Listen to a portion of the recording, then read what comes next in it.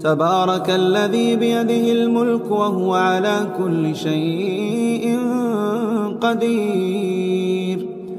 الذي خلق الموت والحياة ليبلوكم أيكم أحسن عملا وهو العزيز الغفور. الذي خلق 7 سماوات طباقا ما ترى في خلق الرحمن من تفاوت فارجع البصر هل ترى من فطور ثم ارجع البصر كرتين ينقلب إليك البصر خاسئا وهو حسير.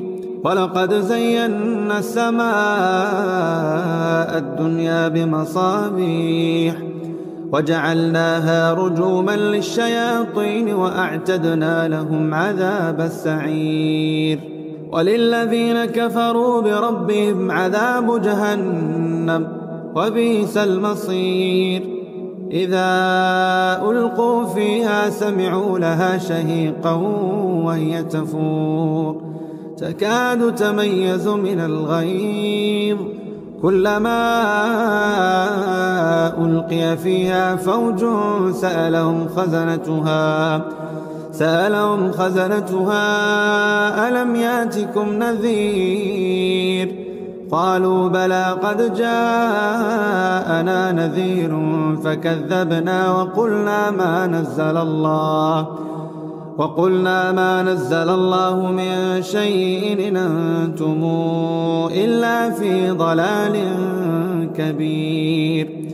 وقالوا لو كنا نسمع أو نعقل ما كنا في أصحاب السعير فاعترفوا بذنبهم فسحقا لأصحاب السعير. إن الذين يخشون ربهم بالغيب لهم مغفرة وأجر كبير.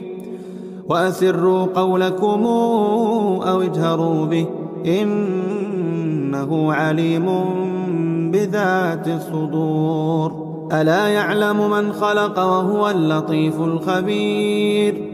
هو الذي جعل لكم الأرض ذلولا فامشوا في مناكبها وكلوا من رزقه وإليه النشور.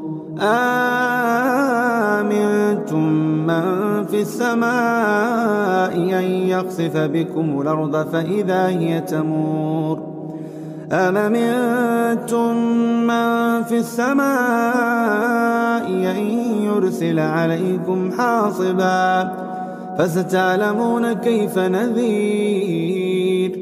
ولقد كذب الذين من قبلهم فكيف كان نكير.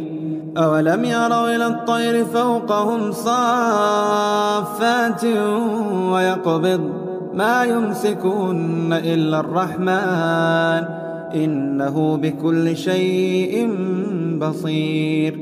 أمن هذا الذي هو جند لكم ينصركم من دون الرحمن إن الكافرون إلا في غرور.